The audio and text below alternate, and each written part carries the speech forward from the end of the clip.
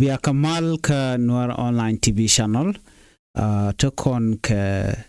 damandan medit me kon lad riek gwasme kiir ruac ka kwiten kon lad korodien bana mandan en lad gwasme bana jaling jen ruace ka tadan en tikor tike jere dwaran kone shal ken Nueri tadan en shush kon keje ka dob dan de koror dan mat keje ko riu dan atema to kon dagla ne ki chinadien nok alaram jagu jeno be jal ka jale ki brogu jeno derim ledim moderi lat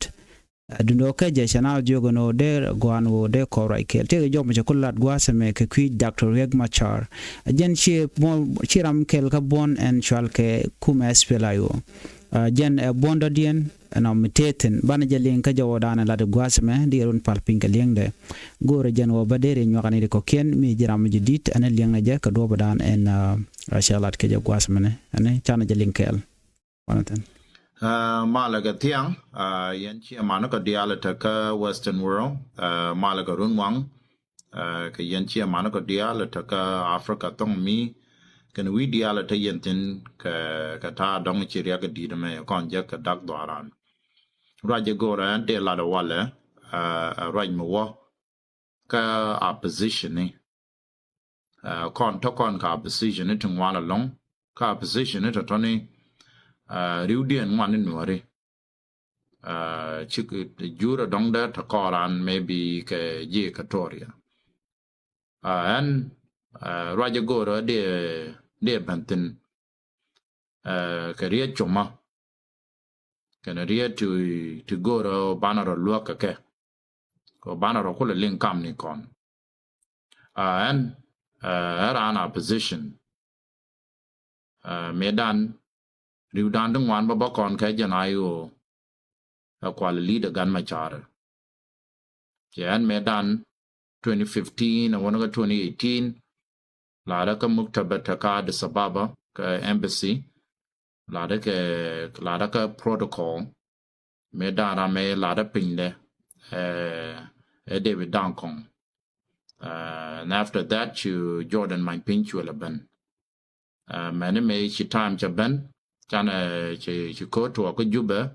cha kon joirar many me cha ben ka US gwa me la 2018 cha shu ne ba ta ka ga ka gan ma char many me she kam da chanwan sha wo kel ka ga tu ne dor many me cha ko ben la kon ne di chwale aspele mai wo reformis ka time done so ngode rame ran opposition melare kume kier mo ku mijie kamale dan mal mijie michina nda wotin but ka time chana chuptin ntama ki kon bela lane wo nga me ta ga dor ka nga me nang na re gina me ko time cha already kon ta re ga chi kon je position ni and gwad mititin wo ntama chana ta ga kore to bok duptung wan chi a drop kel kon wa bele gan ma char tela gwa me bokon nangtin kon gan ma char cha yen win mon ka gan ma char ya kore ya ter ka runtung wan ka durung wan ko mo kon ka example chen chi ra riek ma char ko me male dan ge 2018 me che sign ta ga de sababa sha look ko nga e kir mo cha kala re e beger je ne ngot ka ra ma wala ngot ra chi ngone o bata shan betere wich so gan ma char aram kel me very unique kume dana me waje me ba kamra ra wale te wona dara te chilin wang na palpinga ka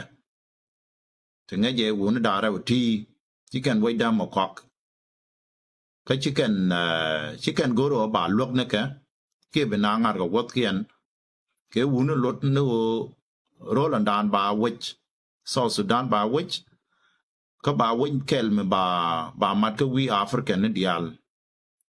me goro bara janya ramen ya me chilin li wang da palpenya gwa garang jan ni me cha ben rola na me go ngai yene ya bagwar rola me cha ben ka waje chola ai wa cha wana good ne alai wa ngai ne ya gwa khone de pi de rola me kai wa jan waje pi de tin garang che dol go de ya alaka mane chop che PhD de ya kamar ka Iowa State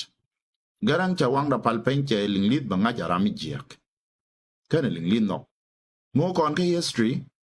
point den garang kwa ka dial mane me ke dial chaka jaka linglit cha la American jaga ka Fidel Castro kuor Cuba ajan kula taka gat kon tungwan te cha la garang boy ni mane tan du ne ta ngai rana thara na ka gwalande ke daman mi chiwo ka Cuba me dan me cha na ngi tin for example ami ga cholo kwang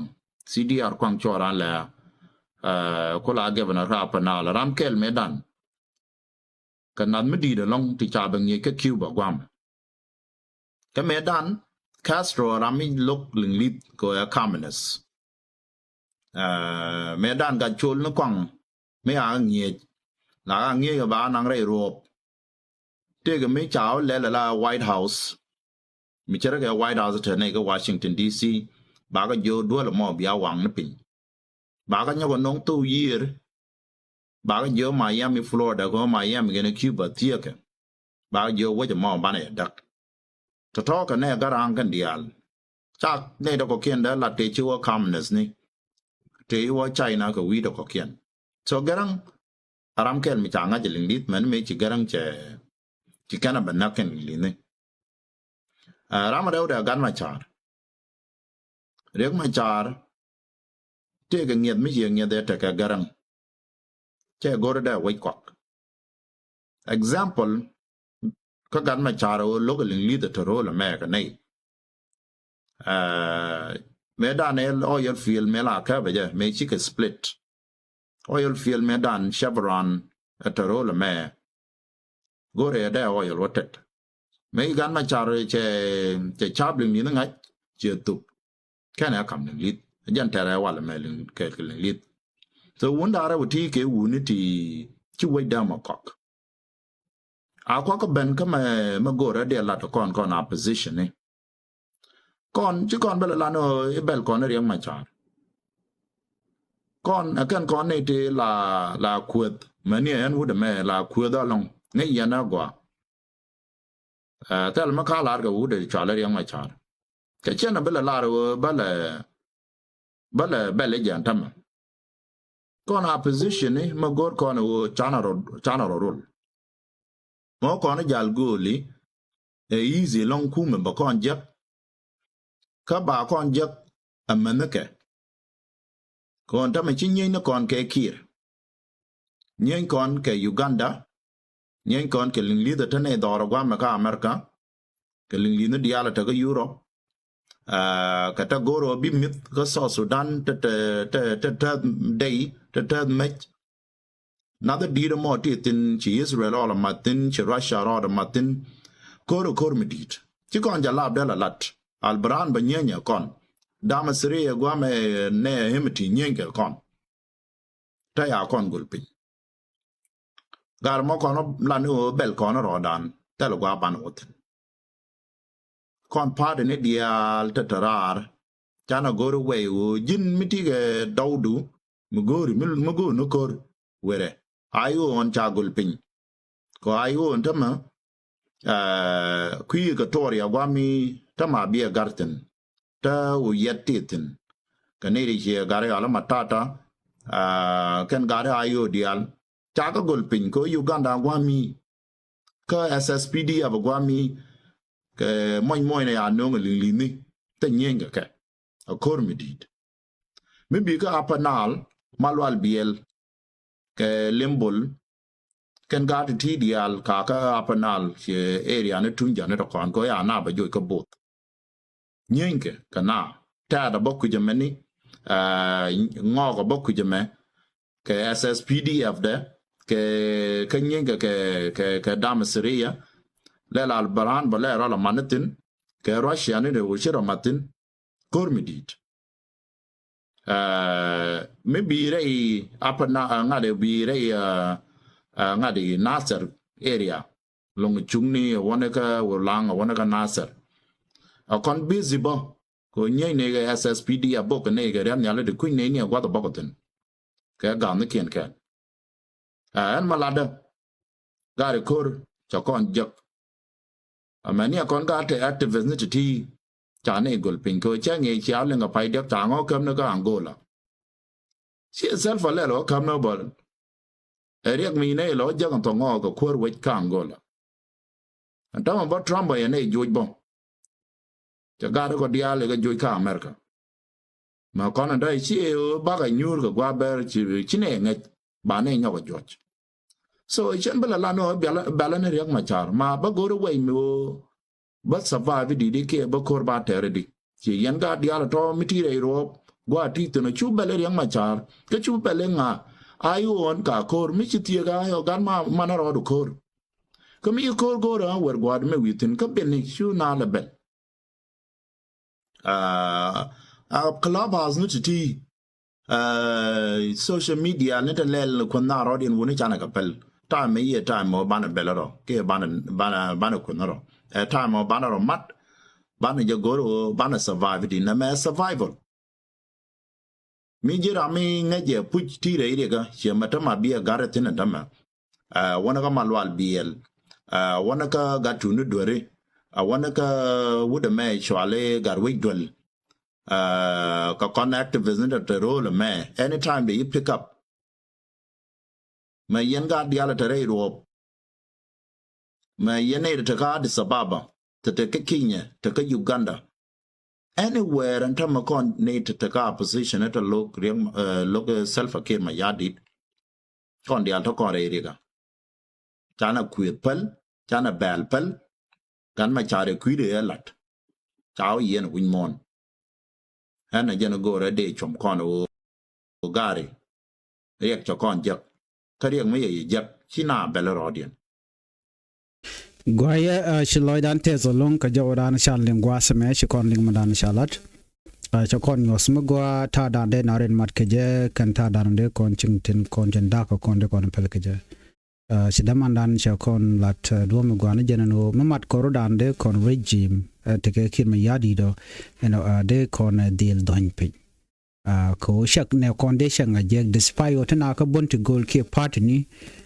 so shit ke mishaling ana ram motika party ke tika bon mititin goro no jin broad madba kan no dadien mitika party ke mitika bon madarudun kel amala le kon beni yo biala odek pin bram woka party bram woka bonde so jo shaling gwase me jo mo along ko kimat ka ken kimal ka kam dan kon shal ken wori ramadan pyro take bonde dien ngai kon ti ran aspela igo no jo kon te ka aspela yo no wal pin Dr. Machar gwade dan ci kore to waja bat ci ko lengo shala ro wajan cha gwach ken Dr. Machar bat ci je pen o der to go der kalat kan wori jen ko ko jogona duwara teme cha lenni dungre Dr. Machar duwar cha dung dur so kuje mo cha dan kep kel chana jal kel so cha jo mo cha kwen jena dan en goren o de nyo ya kel eno ka jan la reme ani ban nyo je kala rodien chuje pero jeno jin Nuer online TV channel be nyane de kokien ka chuje pero jeno jin be subscribe ano ka bi notification bell je twan committee kala mi shibre be shamala shibuge je gwasa da dan pai bre chan be ataka mal ban nyaw je kala rodien chuje pero jeno bi tin kokien la kokien be gwad me bi ko gor en be ataka mal bye bye